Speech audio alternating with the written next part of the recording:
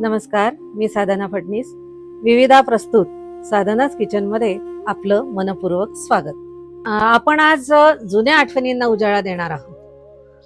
1907 सालची ही कविता गोपीनाथ गणेश तलवलकर यांची ही कविता अजूनही पाठ्यपुस्तकात आहे. माझी आई त्या काळी माझ्या भावंडांसाठी गात असेल, म्हणजे माझा जन्म व्हायचा होता म्हणून म्हणते. त्यानंतर माझ्यासाठी गायली असेल आणि माझ्या मुलींसाठीही ती कविता त्या आईने गायलेली आहे. ती आता मी तुम्हाला म्हणून दाखवणार आहे. रान पाखरा रोज सकाळी येशील माझ्या घरा, गाणे गाऊनी मला उठविशी मित्र जीवाचा खरा. शरीर निळसर शोभे झालर टिपक्यांची त्यावरी, सतेज डोळे चमचम करीती जणू रत्ने गोजिरी. पाय चिमुकले पंख चिमुकले देह तुझा सानुला, अफाट आभाळातून कैसे उडता येते तुला. रात्र संपता डोंगर चढूनी वर येतो भास्कर, तूही त्यांच्या संगे येसी गात गात सुस्वर. अशी ही कविता 5 कडव्याची आहे. तुम्हाला जर लागली तर मी कमेंट बॉक्स मध्ये नक्की टाकेल, नक्की सांगा. माझ्या आईचं लग्न म्हणजे आई वडिलांचं लग्न हे 1936 साली झालेले. तर त्यांच्या लग्नामध्ये जे त्यावेळेस आंदन किंवा आंदन म्हणत होतो आणि आता प्रेझेंट म्हणतो किंवा भेटवस्तू म्हणतो. तर त्यातल्या काही भेटवस्तू आताच्या भाषेत सांगते. भेटवस्तू आपण त्याबद्दल मी बोलणार आहे थोडं. तर हा एक तांब्या आहे. हा जो तांब्या आहे तो इथे खाली म्हणजे डिझाईन बघा, त्या काळी सुद्धा कसं डिझाईन होतं की खाली पितळ, वर सुद्धा पितळ आहे आणि मध्ये तांब्या. आता याला गडवा म्हणतात विदर्भामध्ये. याला काय करायचे माझे वडील, एक रुमाल बांधायचे आणि यामध्ये आधी पाणी घालायचं, रुमाल बांधायचं आणि इकडे ते सगळी गाठ बांधायची. तर ते पाणी एक थेंब सुद्धा गळत नव्हतं. ते दाराच्या बाजूला ते बांधायचे आणि मग आम्ही त्या रुमालाला थोडंसं बोट लावून ग्लासमध्ये पाणी ओतायचं. असा एक जेव्हा मला लक्षात आलं की या म्हणजे मोठी जेव्हा झाले थोडे, तेव्हा मला हे कळलं की या भांड्याचं किती महत्व आहे. दुसरं, माझे वडील आयुर्वेदिक डॉक्टर होते. आता त्या आयुर्वेदिक डॉक्टर असताना घरोघरी त्यांना पेशंट बघायला जावं लागत होतं. मग जाताना पाणी कशात न्यायचं, बाटल्या तर नव्हत्या, ना प्लॅस्टिक ना काच, काहीच नव्हतं. तर मग हा फिरकीचा गडवा म्हणतात त्याला. आपण आपल्या आता नवीन भाषेत शुद्ध भाषेत जरा तांब्या म्हणतोय, पण हा फिरकीचा गडवा. याच्यामध्ये याला कडी आहे पण ती आता बसवून घेणार आहे नंतर मी. आणि त्याच्यामध्ये हा छोटा पेला.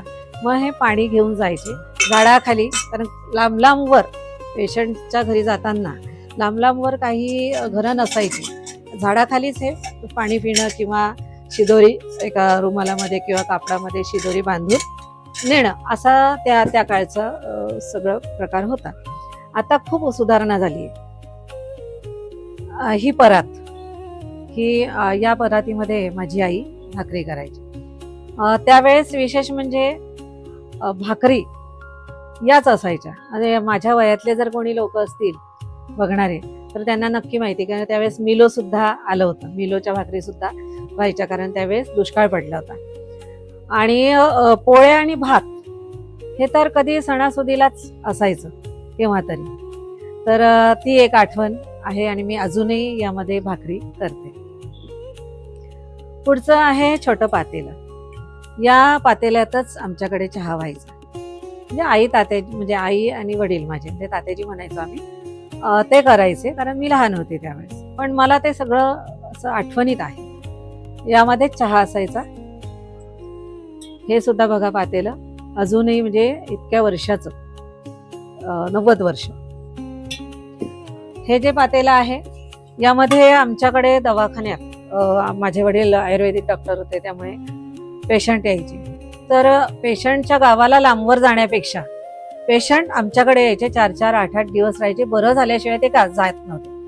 तर पेशंट जे यायचे, म्हणजे एक पेशंट नाही, पेशंट बरोबर 4 लोक, आणि यापेक्षाही मोठे पातेले होते. आता हे एक पातेलं तेव्हाच आहे. पण हे जे छोटं पातेलं मी स्वयंपाकासाठी मला मिळालेलं आहे, आणि मी त्यामध्ये नेहमीच स्वयंपाक करते. तर यामध्ये ते शिजवायची आई, आणि आम्ही सुद्धा लांबवरून पाणी आणायचं आणि त्या पेशंटसाठी करायचं. पेशंट मात्र दुरुस्त होऊनच जायचं आमचं. असं आहे त्यावेळेचं पातेलं. त्यानंतर हा डबा. या डब्यामध्ये नेहमी आई डाळीचं पीठ ठेवायची, किंवा मग आलटून पालटून, कधी साखर, कधी डाळीचं पीठ, कधी वेगळं डाळ वगैरे अशा गोष्टी ठेवायची. बघा, अशा प्रकारचं हा डबा. आता काय झालं की पोळ्यांसाठी किंवा भाकरींसाठी, आता पोळ्या त्या काळी जास्त नव्हत्या, कधी काळी असायच्या नक्की, पण भाकरीसाठी हा डबा होता. आता इतक्या वेगवेगळ्या गोष्टी निघाल्या, म्हणजे पोळ्यांसाठी सुद्धा गरम राहण्यासाठी खूप छान छान काही गोष्टी निघाल्या. पण ही आठवण ही कधी माझ्या मनातून जाणार नाही. तर असा हा डबा. मग आम्ही मध्ये थोडी कलई वगैरे करून घेतली, म्हणजे जरा छान वाटतं म्हणून. त्यानंतर हा चहापूड. आता आपण चहापूड म्हणतो, तेव्हा चहापत्ती म्हणायचो आपण.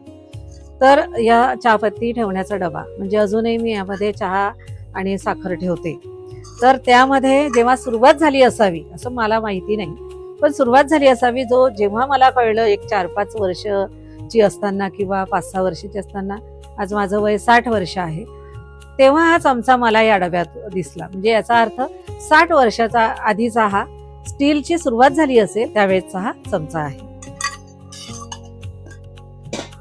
यामध्ये माझी आई साखर ठेवायची, आणि विशेष म्हणजे त्या काळी पण माझे वडील चहा करायचेच, त्यामुळे तो विषयच नाही. आई आणि तात्याजी असे दोघंही यामध्ये चहा करण्याचं मस्तपैकी चुलीवर किंवा शेगडीवर, त्यावेळेस काही गॅस वगैरे काही नव्हता, स्टोव्ह नव्हता, कंदील आणि दिव्यामध्येच सगळं वातावरण होतं.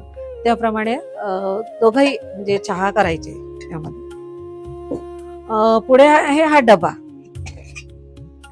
यामध्ये लाडू 1 ते 1.5 डझन, कारण त्यावेळेचा लाडू एवढासा नव्हता, एवढा तरी असायचा, कारण एक लाडू खाल्ल्यावरही थोडस भूक जायची, असं होतं. आता आपल्या नवीन ह्याच्यामध्ये छोटे छोटे आले, पण कमीत कमी 1 डझन तरी याच्यामध्ये लाडू असायचे असं मला वाटतंय.